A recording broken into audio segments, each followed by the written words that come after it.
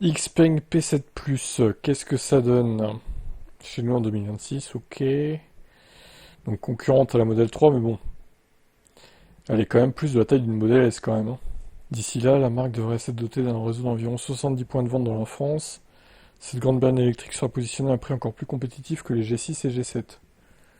Donc au prix de la modèle 3, en grosso modo, quoi. Même si j'y crois pas trop, à mon avis, elle sera quand même plus chère, hein, ce qui serait normal. La modèle 3 Highland s'allonge sur 4,72 m et la P7 Plus en Chine, elle mesure 5,06 m. Mais elle sera peut-être plus courte, effectivement, en Europe. En Chine, elle a deux packs de batterie 61 ou 75 en LFP. Ce qui fait entre 500 et 585, disons, on va dire ça comme ça, en WLTP. Lors de sa première présentation au public français à l'occasion du récent mondial de l'automobile, la marque a avancé une consommation d'énergie impressionnante de seulement 11,6 kWh au 100, sans préciser sur quel standard s'appuie cette affirmation. La plateforme 800 volts assure des recharges rapides de 10 à 80% en moins de 20 minutes, en entrée de gamme et 12 minutes, en version flagship. Le G6 version 2026 vient d'annoncer une crête à 451 kW, donc 12 minutes. Donc ce sera pareil a priori pour cette P7 Plus. J'aime bien la ligne. Alors contrairement, je vous ai déjà dit, hein, les autres Xpeng SUV là, le G6, pas ouf, le design je trouve. Mais celle-là, ouais, j'aime bien celle-là, pour le coup. C'est une des seules Xpeng que j'aime bien niveau design. Donc ouais, bah à voir, hein. À voir ce que ça peut donner les caractéristiques finales de cette voiture en France et le prix, évidemment. Moi j'ai mis sur 45 000 euros minimum. Parce que faut pas oublier qu'ils ont des taxes à payer, hein, les Chinois en Europe, hein.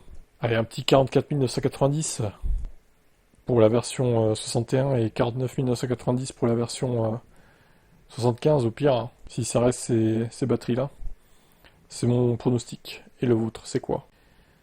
Alors, le camion Mercedes iActros 600, un client révèle la conso. 3 semaines après son arrivée dans l'entreprise, l'iActros 600 a affiché près de 6000 km au compteur. Une première mission de 575 km avec un chargement de 8 tonnes a permis de mesurer la consommation du camion à 85,7 kWh pour 100 km, avec 20% d'autonomie restante à l'arrivée. Oh, c'est pas si énorme, en vrai, ça va, je trouve, hein. Comparé à un camion diesel classique, la consommation de l'Electros 600 démontre une efficience remarquable. À titre de comparaison, un poids lourd thermique équivalent consomme en moyenne entre 28 et 35 litres de gazole au 100, ce qui équivaut à entre 280 et 350 kWh d'énergie. Ça représente un rapport d'efficience de 1 à 3 à l'avantage de l'électrique, en plus d'un coût au kilomètre réduit. L'Electros permet de réduire significativement les émissions de CO2. Sachant que quand il y a des descentes en plus, la régène, mais ça doit se gaver un niveau régène, hein. Ça doit être incroyable. Et là, le camion diesel peut pas le faire, ça, pour le coup. Pionnière en vendant avec ce modèle, l'entreprise, c'est en effet. Alors, je crois qu'il manque un mot. C'est en effet doté de bornes de recharge de 200 kW alimentées par 3000 m² de panneaux photovoltaïques installés sur les bâtiments. Ce système d'autoconsommation garantit un coût d'exploitation optimal pour ce véhicule électrique conçu pour une autonomie allant jusqu'à 500 km sans recharge intermédiaire. Et une autonomie qui peut dépasser les 1000 km quotidiens avec des recharges pendant les pauses réglementaires.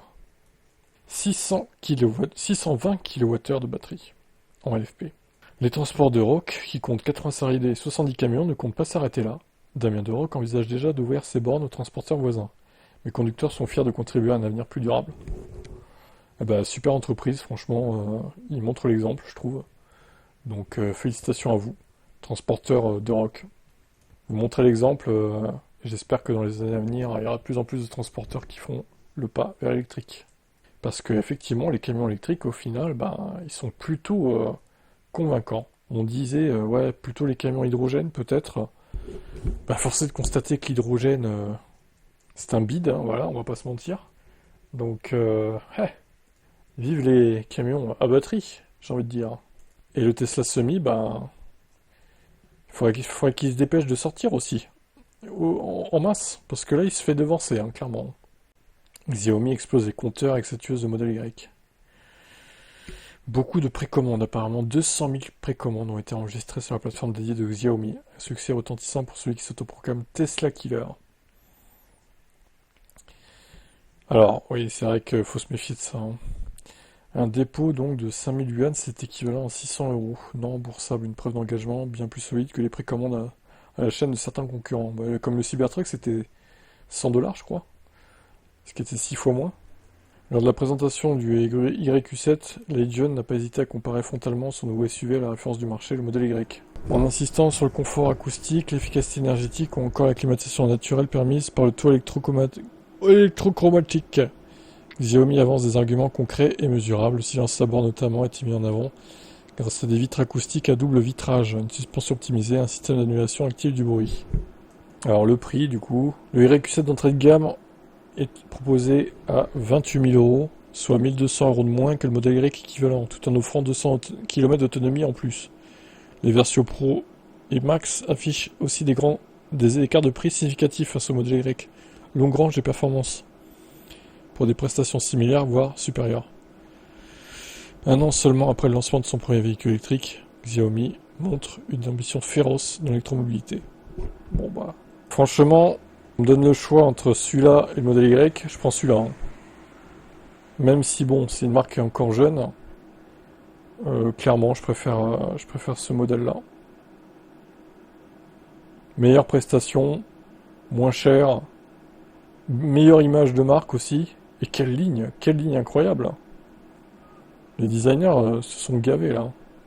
Alors certes, vous allez me dire, ça copie certains modèles thermiques, ça s'inspire de beaucoup de certains modèles thermiques, mais bon, je trouve que le résultat est vraiment bien, moi. Donc en tout cas, pour ma part, je valide ce YQ7. Alors Xiaomi nous sort du matériel pour la Xiaomi Success Ultra, pour la transformer en voiture de piste en fait. En dévoilant une option Track Package et une très exclusive série spéciale Nürburgring Limited Edition, Xiaomi franchit un nouveau cap dans la démonstration de force technologique. Alors Zora sent 1 seconde 98, 1500 chevaux, vitesse de pointe 350 km/h. Donc c'est littéralement une fusée sur roue.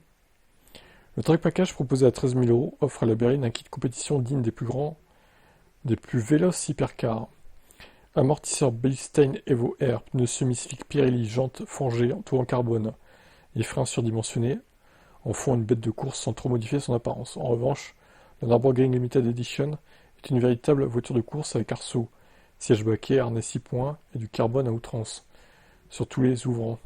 Le toit dans l'habitacle et un fond plat à effet de sol en carbone, dotation que Lamborghini, Ferrari ou Bugatti factureraient plusieurs centaines de milliers d'euros, mais qui ne fait gonfler le prix de la voiture que de quelques dizaines pour le porter juste au-dessus de la barre des 100 000 euros, soit la moitié du prix d'une Porsche 911 Carrera avec malus. Le vieux monde automobile est bel et bien enterré. Oh, tu m'étonnes. Sur le plan technologique, la copie rendue par Xiaomi est sincèrement impressionnante, surtout quand on sait que cette expertise a été acquise en à peine 2 ans d'existence sur le marché automobile, mais confie un engin aussi extrême, aussi radicalement pensé pour la piste et à des conducteurs peu expérimentés ou peu responsables n'est pas sans danger. Ça, c'est sûr. Après, ils sont pas responsables de ce qu'en font les conducteurs, j'ai envie de dire. C'est sûr. Après, moi, je pense qu'il faudrait qu'ils aient au moins 1 heure d'essai avec les clients potentiels sur piste pour se familiariser peut-être avec la voiture. Mais bon, après, c'est à eux de voir, hein. L'excès de performance, même lorsqu'il est contenu dans une berline à 4 portes homologuée pour la route, interroge. À quel usage réel sont destinées ces machines de guerre?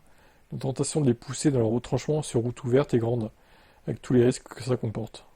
À l'heure où la sécurité routière est un enjeu majeur, Xiaomi s'offre une vitrine technologique éclatante, mais aussi potentiellement explosive.